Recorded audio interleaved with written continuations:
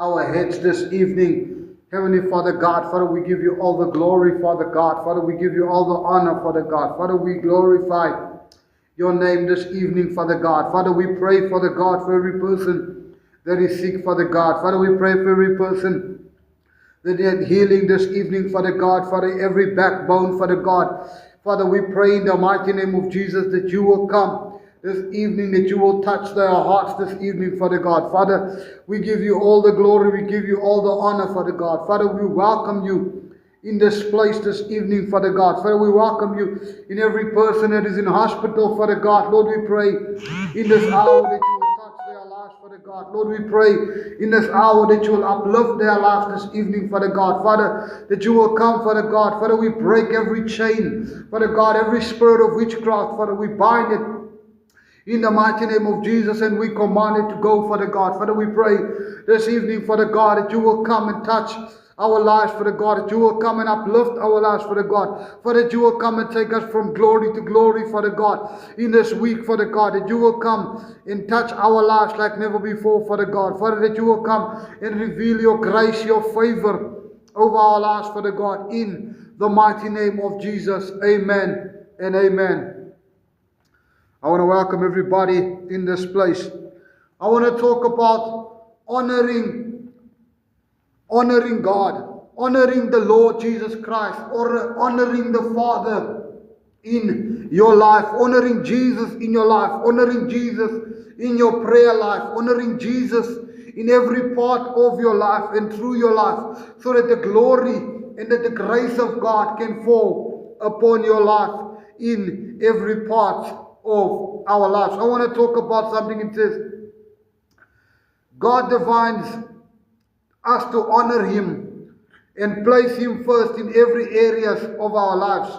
Not only with our words, with our obedience and our worship. So when we honor the Lord, we must honor God with our lives, with our lifestyle of worship. That is what the Lord wants from us as children of God. When we look at Malachi 1 verse 6, he says, a son honors his father. If I am honoring a father, where is the honor due to me? When we honor the Lord and people He placed in our lives, we will position ourselves to receive the blessings of God. When we honor the Lord and we honor the people that God has put it in our lives, we will receive the blessings of God. When Jesus honored the Father, He received the blessings to be able to do miracles on earth, so it is in heaven. He honored the Father so that He can multiply the fish and the bread to give food amongst the people that was sitting there, as the disciples came and they said, send them away. But Jesus came and He said, let us honor the Father with what the Son has brought to us. And multiple times in our lives, we need to honor the Lord for the people. We need to honor the Lord for the man and the woman of God that He brings into our lives. We need to honor the Lord for what His plan is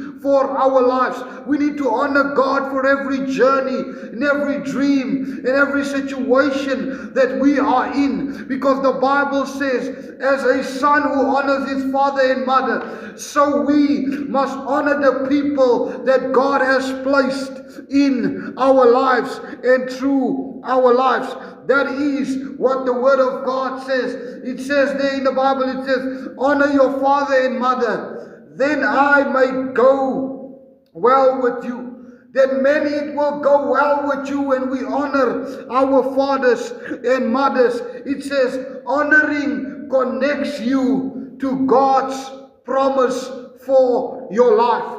Honoring connects you to the plan, to the prophecy, to the vision, to the word, to the prayer that you have been praying to. But if you honor the Lord first, if you allow Jesus first in your life, it says when we honor the Lord it connects us to Him. When we honor the people in our lives, it connects us to Jesus. That is what the Bible is talking about in our lives. It says here, and I want you to understand it very well, it says, we honor our parents, leaders, and pastors in our lives and honor one another because every person brings an image of God in your life. I want to put something on this point, what it says here. It says here very carefully, and I want to touch on it. It says, honor leaders and pastors. But tonight I want to talk direct, and I want to say, men of God, we must start to honor one another again. Honor one another again in the house of the Lord. Honor the man of God. You are not honoring him. But I want to talk to you very carefully. When you honor the anointing that is on the man of God, you shall receive the anointing in your life. When we honor an apostle, we will receive the anointing of an apostle. When we honor a prophet, we will receive the anointing of a prophet. When we honor an evangelist, we will receive the anointing of an evangelist. And when we honor God, we will receive the promise and the prophecies that the Lord has spoken onto our lives. So there is a big thing in the house of the Lord. Men of God, I want you to come and I want you to listen to what I'm saying. The time has come for us to stop looking above one another. The time has come so that we must honor. If you don't like the person, honor the anointing upon his life so that you can receive the anointing. Honor the prophet so that you can receive the anointing on his life. Honor the gift that is in his life. And we need to come to a representation that God has put a gift on his life. Doesn't matter what his age is, doesn't matter what his problem is, but it's all about honoring one another. And that is what the Bible says. The Bible says it very well that we must honor one another. The Bible says it says it very powerful to us that we must honor one another so that we can receive the love of God in ourselves. What does dishonor means to us? What does dishonor means into the Bible? What does dishonor means in the house of the Lord? Let's go and read what it means. It says in the Bible, it says in Mark 6, verse 4 and 5, it says, Jesus was dishonored in his hometown, and many people missed his miracles because of their unbeloved.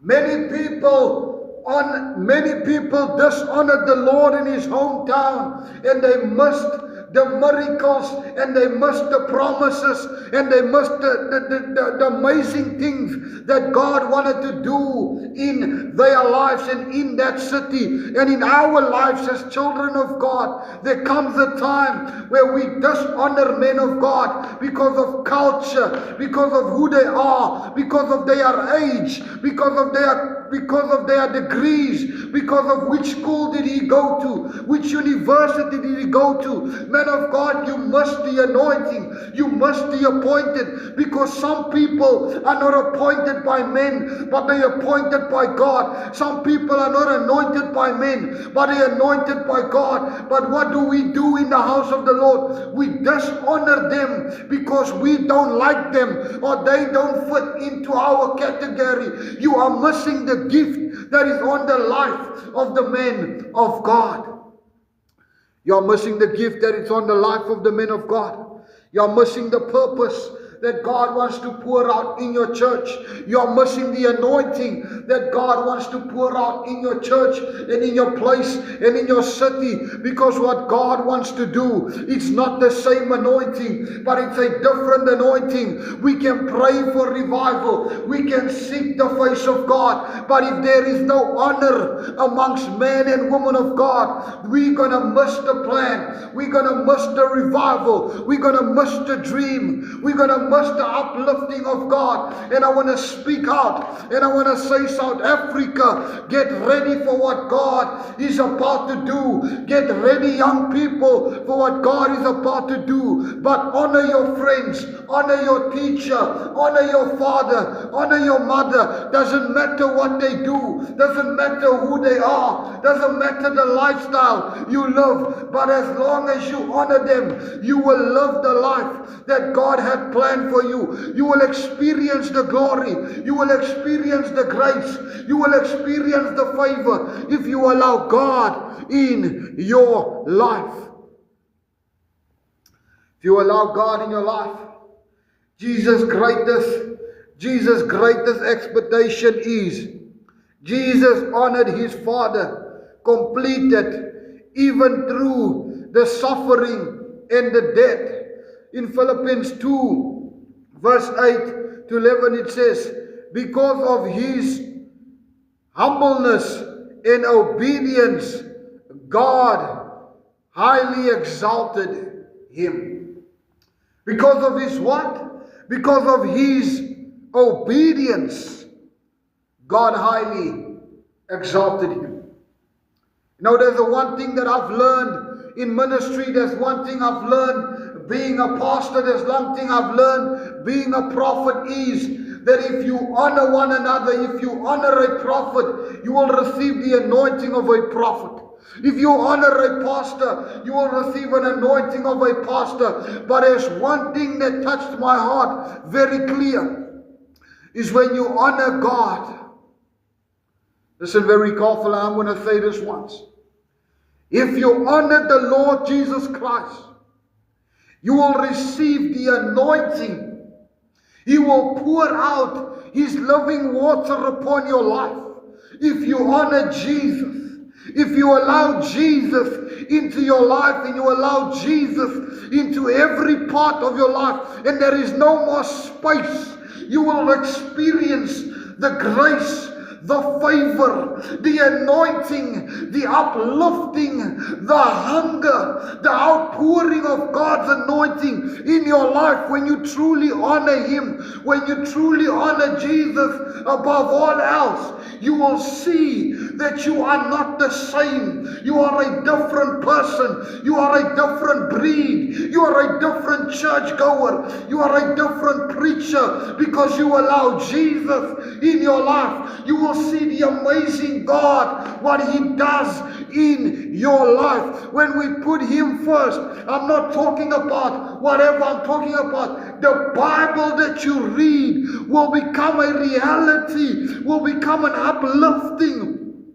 fire of Jesus in your life, because the Bible has never changed. But honoring him is above all things, because when he honored the Father, God exalted him above high. That is when we allow Jesus in our life fully and we commit fully to the Lord Jesus Christ. And I want to ask you 3 questions tonight. I want to ask the church of God 3 questions tonight. And I want to ask everybody on social media this question. I want to ask you, are you honoring the Lord with your life? Do you honor your family, your church, your leaders, and fellow believers with your whole heart? Is there anyone in your life that you need to forgive tonight? Is there anyone in your life that you need to forgive tonight, and you need to allow Jesus to come and touch your life?